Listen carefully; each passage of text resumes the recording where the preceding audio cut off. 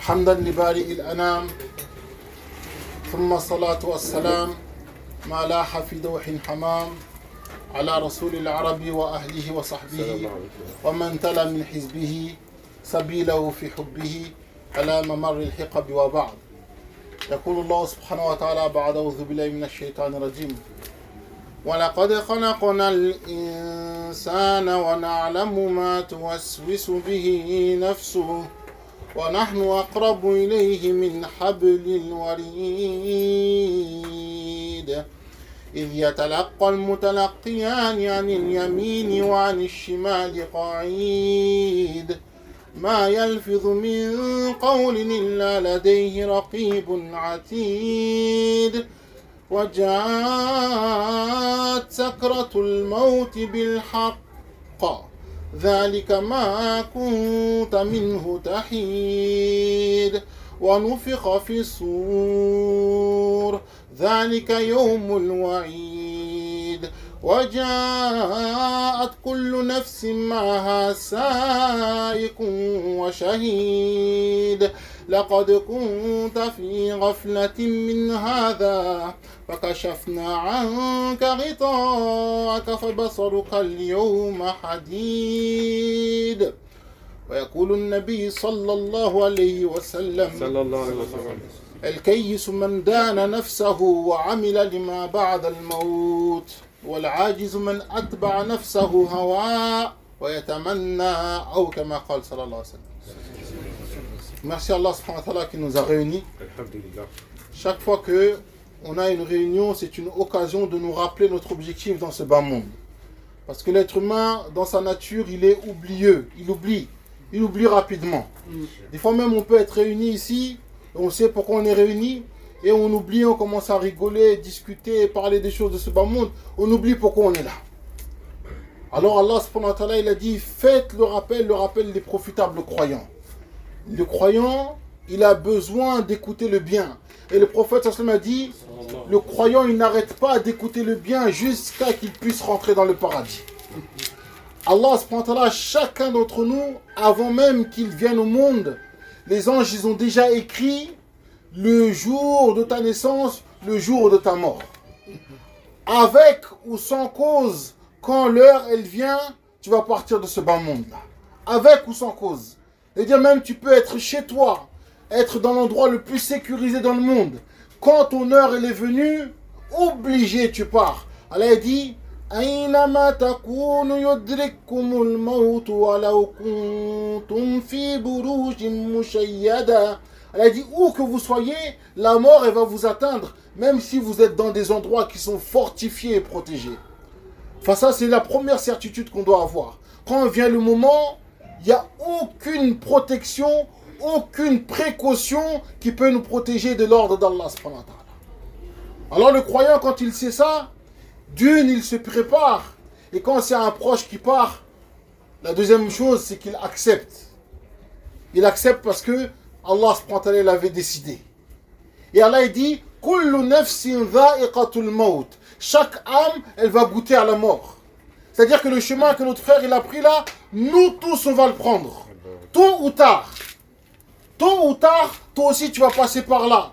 Tu ne rentreras plus jamais dans ta chambre, tu ne mettras plus jamais tes vêtements, tu ne reverras plus jamais ton quartier. L'argent que tu n'as pas dépensé, tu ne pourras plus jamais y avoir accès. Les gens à qui tu n'as pas demandé pardon, tu ne pourras plus jamais leur demander et tu seras parti aussi. C'est pour ça que le prophète sallallahu alayhi wa sallam dit El-Kayyisu, l'intelligent, c'est celui qui se demande des comptes à lui-même et qui agit pour ce qui vient après la mort. Parce que une fois que tu es parti, tu vas rester plus longtemps de l'autre côté que tu es resté ici. Tu as fait 20 ans ici, 25 ans, 40 ans, 60 ans. De l'autre côté, tu vas rester largement plus longtemps que tu es resté ici. Ils ont dit, ya Rasulullah, comment est-ce qu'on doit se préparer entre notre vie de l'autre monde et la vie d'ici? Il a dit 1 heure pour la vie de l'autre monde, 1 heure pour la vie d'ici. C'est-à-dire la moitié du temps. Après, il a dit, mais c'est lequel le plus important? Le prophète sallallahu alayhi wa sallam dit, regarde où est-ce que tu vas rester le plus longtemps. Regarde où est-ce que tu vas rester le plus longtemps. À la base, nous, on ne devait pas être dans ce bas monde-là. Allah il nous a créé chacun d'entre nous pour être dans le paradis. Mais c'est à cause des défauts de l'être humain qu'on s'est retrouvé dans ce bas monde. Allah dit l'être humain dans ses caractéristiques, Jahoula, il est ignorant, Kafoura, il manque de reconnaissance. À cause de nos défauts, on s'est retrouvé ici. Allah, jamais il demande beaucoup à l'être humain. Des milliards d'arbres. Et Allah, il a dit juste un seul arbre, il ne faut pas s'en rapprocher. Est-ce que c'est demander beaucoup? Dites-moi, est-ce que c'est beaucoup? Non. Dans le paradis, Allah a dit des milliards d'arbres, tu peux manger. J'ai juste un seul, il ne faut pas s'en rapprocher. Est-ce que c'est beaucoup? Est-ce que c'est difficile? Allah, dans son caractère, dans sa manière de faire, jamais il demande des choses qui sont difficiles. Allah il dit quoi dans le Coran? Yuridullahu bikumul yusr. Wala yuridu bikumul usr. Allah dit je veux pour vous la facilité, je ne veux pas pour vous la difficulté. Et quand on est descendu dans ce bas monde et qu'Allah nous a dit prouvez-moi que vous méritez que je vous retourne dans le monde, dans le seul monde où vous pourrez être satisfait. Dans ce bas monde là, tu ne pourras jamais être satisfait à 100%. Celui qui est grand, il voudrait être un peu plus petit. Celui qui est petit, il veut être un peu plus grand. Celui qui est maigre, il veut être un peu plus fort. Celui qui est fort, il veut perdre un peu de poids. Celui qui est clair, il veut bronzer. Celles qui sont bronzées, elles veulent être un peu plus claires. Ça, c'est ce bas monde-là. Jamais tu pourrais être satisfait. Mais dans l'autre monde, tu vis sans mourir. Tu es jeune sans vieillir. En bonne santé sans être malade. Riche sans jamais être pauvre. Heureux sans jamais être malheureux. Allah dit la yamassuhum fiha nasab wa la yamassuhum fiha lughub. Allah dit aucune fatigue elle les atteint, aucune peine elle peut les atteindre. Les gens du paradis, wallahi, thumma wallahi, thumma wallah. Le dernier des gens du paradis, celui qui a le plus bas niveau dans le paradis, même si on lui propose reviens sur terre, tu vas avoir toute la terre pour toi et c'est toi qui vas contrôler tout ce qu'il y a sur terre, il va refuser en pleurant. Il va dire jamais je retourne là-bas. Jamais je retourne là-bas. Tellement que ce qu'il y a au paradis, c'est meilleur que ce qu'il y a dans ce bas monde. Allah dit bel tu'thiruna al-hayata ad-dunya wal-akhiratu khayrun wa abqa. Allah dit vous préférez la vie de dunya alors que l'au-delà est meilleur et plus durable encore. Et c'est pour ça que quand je suis arrivé, une des questions que j'ai posées, j'ai dit est-ce que le frère il faisait la prière? Celui qui fait la prière et qui est mort noyé, Allah subhanahu wa ta'ala lui donne tellement de bienfaits que par Allah, lui il est heureux, nous on est triste ici. Lui il est heureux et nous on est triste ici. Nous on pleure sa perte et lui dit Alhamdulillah, je suis parti avec la prière, je suis parti avec din et je suis parti avec le rang de martyr. Le prophète sallallahu alayhi wa sallam a dit le croyant de ma communauté qui meurt noyé, il est martyr. Le croyant de ma communauté qui meurt sous le décombre, il est martyr. Le croyant de ma communauté qui meurt en protégeant sa famille, ou sa religion, ou ses biens, il est martyr. Et donc le frère, s'il avait la prière, il est mort noyé, c'est un martyr. Et c'est quoi la récompense des martyrs? Le prophète sallallahu alayhi wa sallam dit, les anges y descendent par millions pour l'accueillir. Et il le salue et il l'appelle avec les meilleurs noms avec lesquels il a été appelé dans ce bas monde. Oh, toi le fils obéissant. Oh, toi le bon voisin. Oh, toi un tel. Et il l'appelle avec les meilleurs noms. Et lui, il est choqué. Il regarde à droite, à gauche. C'est rempli d'anges. Et il dit, pourquoi on m'accueille comme ça? Ils disent, parce que tu es venu par une des portes des martyrs. Après, ils le prennent et ils le montent vers le ciel. Ils disent Allah subhanahu wa ta'ala il t'attend pour te parler. Et quand il est monté dans le ciel, et ça c'est pas mes paroles, c'est les paroles du prophète sallallahu alayhi wa sallam, et qu'il arrive devant Allah subhanahu wa ta'ala, déjà quand il traverse le ciel, les anges ils sentent un parfum qui s'émane de lui. Ils disent ça c'est l'âme de qui? Ils disent ça c'est l'âme d'un tel. Ils disent son parfum, on n'a jamais senti un parfum qui est bon comme cela. Jusqu'à qu'il arrive devant Allah subhanahu wa ta'ala, et Allah il s'entretient avec la personne. Et presque, qu'est-ce qu'Allah lui dit? Allah lui dit, toi tu ne retournes pas dans ta tombe pour être interrogé par Munkir et Nakir. Toi tu restes à côté de moi. Toi tu restes à côté de moi. Et Allah il installe son âme dans un des oiseaux qui ont l'habitude de voler jusqu'au paradis. Et ces oiseaux, leurs ruches, elles sont juste en dessous du trône d'Allah. Et tous les jours, Allah il se penche vers eux et il dit, demandez-moi quelque chose. Ils disent, Ya Allah, on est satisfait comme on n'a jamais été satisfait. Il dit, Allah il dit, demandez-moi quelque chose. Ils disent, Ya Allah, on ne sait pas de quoi te demander. On est tellement heureux où on est là, on ne sait pas quoi te demander. Allah il insiste, demandez-moi quelque chose. Il dit, Ya Allah, la seule chose que peut-être on peut te demander, c'est tu nous fais revenir sur terre pour mourir martyr comme on est mort, pour être accueillis comme on a été accueillis. Après Allah il leur sourit, il dit, j'ai déjà pris la décision que celui qui quitte cette vie-là, il ne retourne pas dans l'autre vie. Et tous les jours, ils volent vers le paradis, ils mangent des fruits du paradis, ils boivent des rivières du paradis avant n'importe quelle personne. Et au jour du jugement, ils pourront intercéder pour 70 personnes de leur entourage pour qu'Allah les fasse rentrer au paradis. 70 personnes de leur entourage qui avaient la prière, ils pourront intercéder pour eux. Ya Allah, un tel, il est à tel niveau dans le paradis, mets-le à un plus haut niveau. Ya Allah, un tel, il devait faire un stage en enfer à cause de ses péchés, pardonne-lui, fais-le rentrer directement au paradis. Et ils intercèdent pour 70 personnes de leur entourage. Ça, c'est la faveur réservée aux martyrs. C'est pour ça que je vous dis, à l'heure qu'il est, s'il est parti avec la prière, en étant noyé, il est plus heureux que chacun d'entre nous ici. Là. Parce qu'on doit tous partir. Mais on va partir comment? Dans quelle situation? Il y en a un, il va partir avec un bédo dans sa poche. L'autre, il va partir dans une chicha. L'autre, il part en chemin vers Marbella pour faire les péchés. L'autre, il part en état de fornication avec la femme qu'il a. Il a 2-3 enfants avec elle. Ils n'ont pas fait le halal. L'autre, il n'a pas repris la prière depuis le ramadan dernier. Il dit, prochain ramadan, je vais reprendre. Il est mort sans la prière. La question, c'est pas est-ce qu'on va partir ou pas. C'est dans quel état on va partir. Et à n'importe quel moment, on peut partir.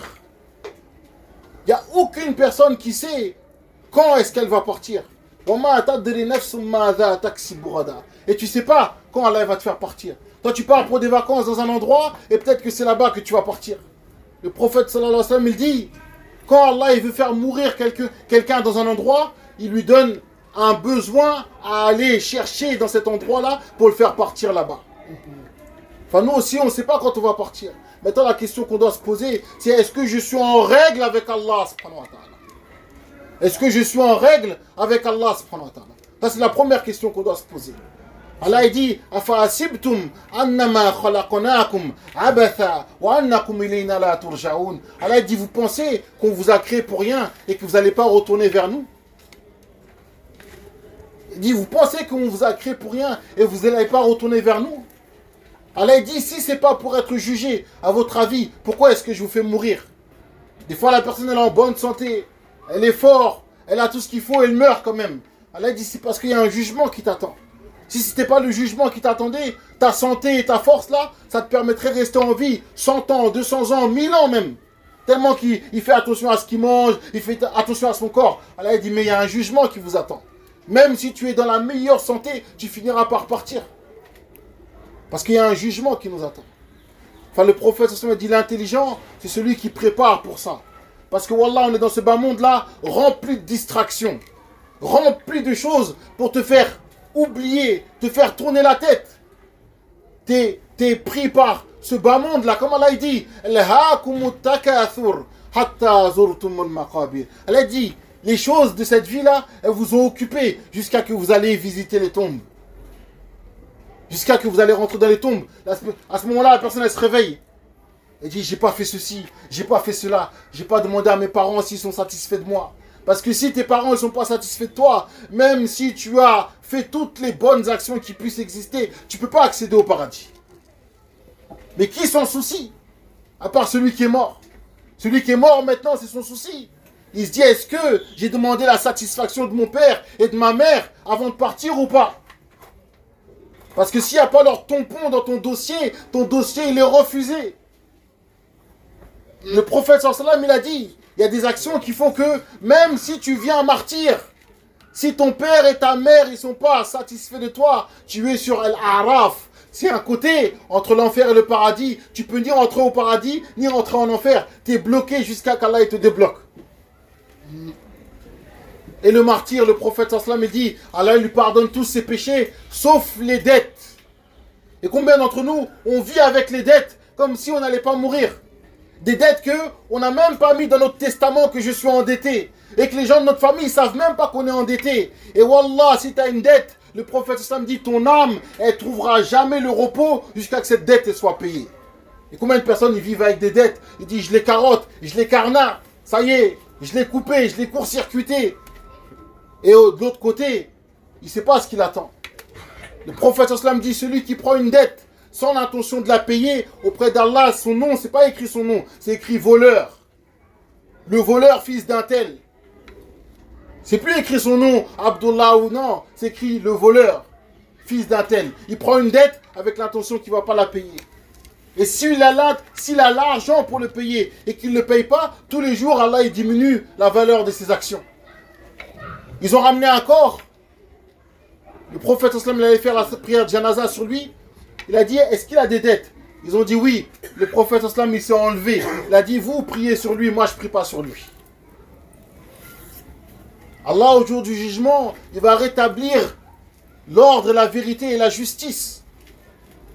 Même quelqu'un il devait rentrer en enfer. Allah dit, toi tu ne vas pas rentrer en enfer si tu as un droit à récupérer sur quelqu'un qui doit rentrer au paradis. Si tu as un droit à récupérer sur quelqu'un qui doit rentrer au paradis, tu ne vas pas rentrer en enfer jusqu'à ce que tu le récupères. Toi, tu veux rentrer au paradis, mais tu as un droit à donner à quelqu'un qui doit rentrer en enfer, tu dois lui donner. Et il y a des gens, ils viennent avec tellement d'actions, ils se disent, c'est bon, je vais rentrer au paradis. On a pesé, c'est bon, les bonnes actions sont plus lourdes que les péchés. Et après, on dit, il veut aller au paradis. On dit, attends, il y a des gens qui doivent te prendre leur haq. Ils doivent te prendre leurs droits. Quelqu'un, tu l'as giflé, tu lui as fait la hagra, parce que tu es plus fort que lui. Il vient au jour du jugement et dit, Allah, il m'a giflé. Je veux mon droit aujourd'hui. Après l'autre, il dit, gifle-moi. Il dit, moi, je ne veux pas te gifler. Moi, je veux de tes bonnes actions. Il dit, Allah, je dois lui en donner combien? Elle dit, prends dans ses bonnes actions jusqu'à qu'il soit satisfait. Vous voyez ce que je veux dire ou pas? C'est comme dans ce bas monde là, dans ce bas monde, quelqu'un il a tapé quelqu'un d'autre. Et après l'autre, il dit tape-moi. Il dit non, je veux pas te taper. Il dit bon, tiens 20 euros. Il dit voilà, ça suffit pas. Il dit prends 5 euros, 50. Il dit voilà, ça suffit pas. Il dit prends jusqu'à qu'il lui dit ah c'est bon, la somme là, ça me suffit. Si tu veux même, tu retapes encore. Vous voyez ce que je veux dire ou pas? Il lui donne jusqu'à qu'il dit c'est bon, ça me suffit. Tu vois, la somme que tu m'as donnée là, ça me suffit. Ben aujourd'hui, c'est la même chose. Il va prendre dans les hasanats de la personne jusqu'à qu'il soit satisfait. Pensez combien il va laisser? Après, il y a d'autres personnes qui font la queue, d'autres personnes qui font la queue, jusqu'à que tous ces hasanats y partent. Et ils commencent à pleurer. Il dit, mais là, je veux rentrer en enfer. Ils disent, non, c'est pas encore fini. Il y a d'autres personnes qui t'attendent encore. Il dit, Allah, moi. Et maintenant, il n'a plus de bonne action, ils lui mettent les péchés dessus. Et l'autre, il pleure. Il dit, mais moi, j'ai pas fait ça. Ouais, mais maintenant, c'est dans ton compte. À cause du haq, le droit que tu n'as pas donné. Et on lui rajoute, jusqu'à qu'il rentre en enfer en pleurant, mes très chers frères. C'est pour ça que c'est pas juste tu fais les bonnes actions. Il faut que tu les protèges en donnant le droit à chacun. Donne le droit au père, donne le droit à la mère, donne le droit à ta femme, donne le droit aux enfants, donne le droit à ton entourage. Pour qu'au jour du jugement, personne ne vienne te dépouiller de tes bonnes actions. Allah dit, vous n'êtes pas dans ce monde pour rigoler. Allah dit, Wama huwa bil hazl. C'est pas une plaisanterie. Il a dit, beaucoup ils jouent. Et quand ils meurent, ils se réveillent. Et c'est là qu'ils commencent à s'inquiéter. Elle a dit, inquiétez-vous maintenant pour que de l'autre côté, vous soyez plus inquiets, vous soyez avec le sourire. C'est pour ça que le rappel là, l'objectif, c'est pas juste on entend les paroles. C'est que chacun d'entre nous, il sait là où ça manque. Chacun d'entre nous, il sait là où il est en manquement dans son dîme. Et les paroles là, Allah, il fait que chacun, il reconnaît là où il est. Et chacun, il doit mettre l'intention de se corriger, de se réformer. Et il n'y a pas un meilleur endroit pour se réformer que les maisons d'Allah. Le prophète sallallahu alayhi wa sallam, il dit, si vous voyez quelqu'un fréquenter régulièrement la maison d'Allah, témoignez qu'il a la foi. Les meilleurs endroits sur terre, ce sont les maisons d'Allah. Quelqu'un, il veut augmenter sa foi. Il va aller où? Il va aller dans les maisons d'Allah. C'est pour ça que le fait de passer du temps dans les maisons d'Allah, ça aide à sortir le faux. Tu vois, les habitudes dans lesquelles tu n'arrives pas à te détacher, en passant du temps dans les maisons d'Allah, Allah il te dégoûte de ces habitudes. Il te dégoûte de ses habitudes et il fait venir en toi la facilité pour lui obéir. C'est pour ça que nous, on est venus de la ville d'Aulnay, on est resté un week-end dans votre mosquée avec cette intention-là. Le fait de rester dans la mosquée, ça enlève les mauvaises habitudes du cœur et ça fait venir les bonnes habitudes. Enfin, c'est pour ça qu'on vous invite, vous aussi, à venir dans notre mosquée à Aulnay. On vous accueille là-bas. Vous restez en retraite spirituelle, un week-end, 2-3 jours dans la mosquée, vous allez voir l'effet sur votre cœur. Vous allez sentir le péché sortir et la lumière de la foi venir dans le cœur. Et c'est ça la mise en pratique concrète. L'objectif, c'est pas juste qu'on parle pour parler. L'objectif, c'est que ça vient le changement dans notre vie. Avant que l'ange de la mort, il retire l'un d'entre nous. Et vous savez, l'ange de la mort, il a déjà un d'entre nous sur la liste. On ne sait pas c'est lequel. On ne sait pas c'est lequel qui va récupérer en prochain. Chacun, il doit être prêt. Enfin, qui est prêt, Inch'Allah, tabaraka wa ta'ala, à partir d'aujourd'hui, vous venez en groupe avec les frères, Mashallah, tabaraka wa ta'ala, vous venez à Aulnay, on vous accueille là-bas, vous faites quelques jours dans la mosquée, dans l'ambiance, pour apprendre, comprendre et s'améliorer. Qui est prêt, Inch'Allah, tabaraka wa ta'ala, il lève la main. Bismillah. Bismillah, les frères de Noisy. Qui est prêt? Villiers. Qui est prêt, les frères de Villiers? Bismillah. Là, c'est les vacances. L'objectif des vacances, normalement, dès que tu as du temps libre, tu te rapproches d'Allah, subhanahu wa ta'ala.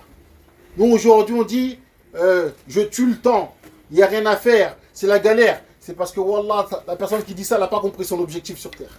Chaque instant, sa valeur. Quand la personne, elle meurt, elle dit, rajoutez-moi juste une journée, 1 heure, 10 minutes, 1 minute. Je vais faire ceci et je vais faire cela.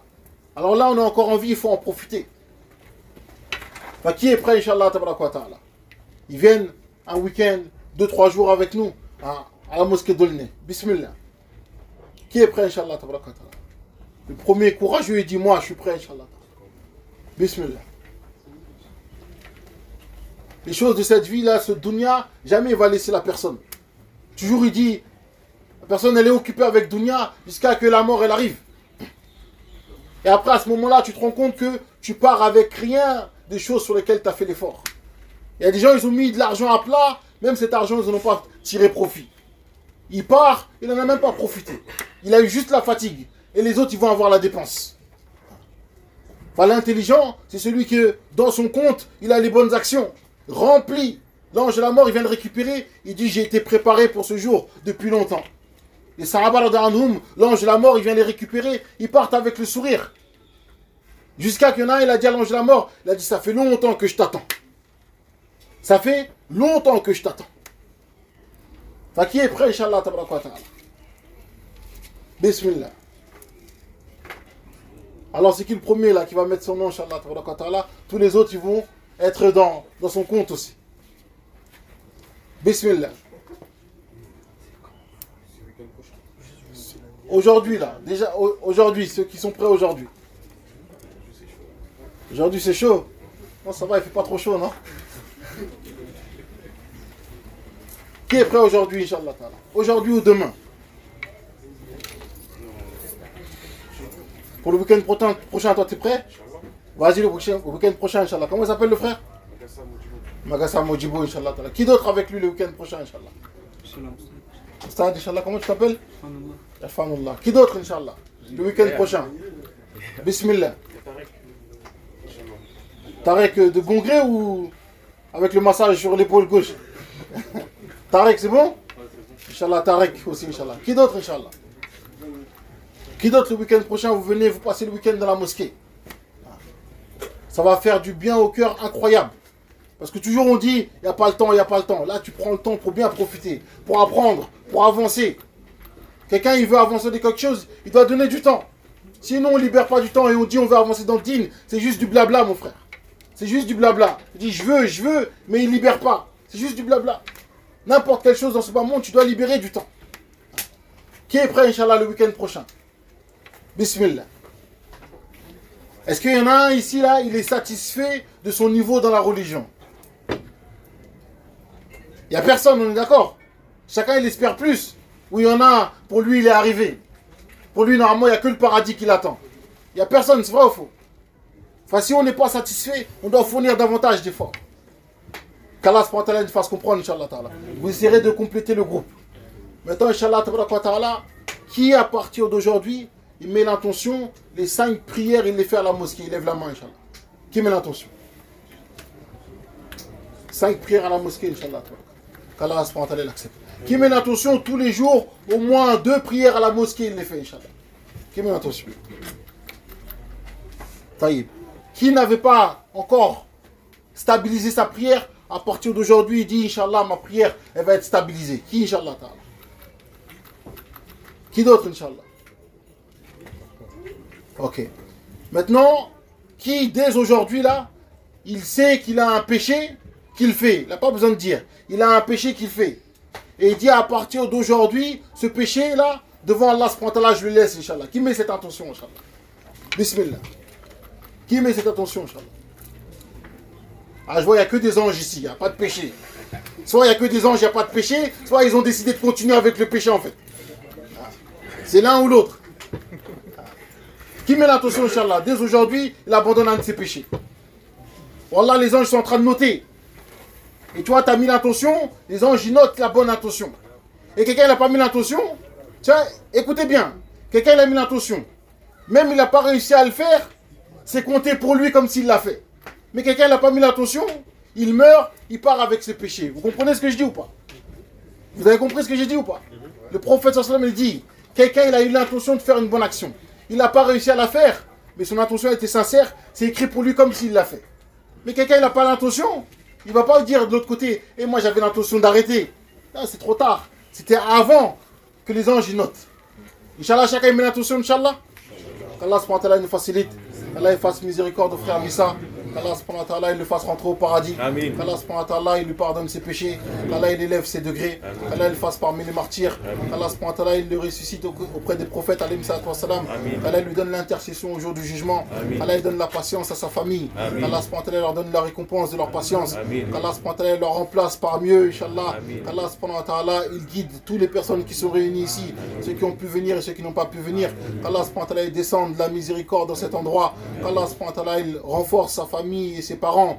Qu'Allah subhanahu wa ta'ala il leur donne encore une descendance pieuse dans leurs enfants. Et toutes les personnes qui sont ici, qu'Allah subhanahu wa ta'ala nous fasse parmi les prieurs. Qu'Allah nous pardonne nos péchés. Qu'Allah nous donne la force de nous éloigner des choses qui sont interdites. Qu'Allah subhanahu wa ta'ala nous donne la force de passer du temps dans ces mosquées. Qu'Allah subhanahu wa ta'ala il fasse que la prochaine fois qu'on soit réunis, ce soit pour une bonne cause, que ce soit pour une journée de joie. Et qu'Allah subhanahu wa ta'ala il augmente ces journées de joie dans notre vie. Qu'Allah subhanahu wa ta'ala il nous fasse tous rentrer dans le paradis. La ilaha illallah wahdahu la sharika la lahul mulku wa lahul hamdu wa huwa ala kulli shay'in qadir. اللهم صل وسلم على بارك على سيدنا محمد وعلى أهله وصحبه وبارك وسلم اللهم صل وسلم وبارك على سيدنا محمد وعلى أهله وبارك وسلم ربنا هب لنا من أزواجنا وذرياتنا قرة أعين واجعلنا للمتقين إماما اللهم أرنا الحق حقا وارزقنا اتباعه وأرنا الباطل باطلا وارزقنا اجتنابه ربنا احشرنا مع النبيين وصديقين وشهداء والصالحين وحسن أولئك رفيقا ربنا كن لنا ولا تكن علينا ارحم موتنا ارحم موتنا ارحم موتنا واشفي مرضانا وتولى أمرنا واختم بالباقيات الصالحات أعمالنا واحشرنا في زمرة نبينا واهدي شبابنا واهدي شبابنا واستر نسائنا ربنا آتنا في الدنيا حسنة وفي الآخرة حسنة وقنا عذاب النار وصلى الله على محمد وعلى أهله وصحبه وبارك وسلم سبحان ربك رب العزة عما يصفون وسلام على المرسلين والحمد لله رب العالمين آمين. Chacun, Inch'Allah, il essaye de transmettre les paroles à d'autres personnes, Inch'Allah, comme ça le profit se propage. Allah. السلام عليكم ورحمة الله وبركاته. السلام عليكم. آمين آمين آمين آمين. بارك الله فيك. جبت له صباح. جبت له بارك الله فيك.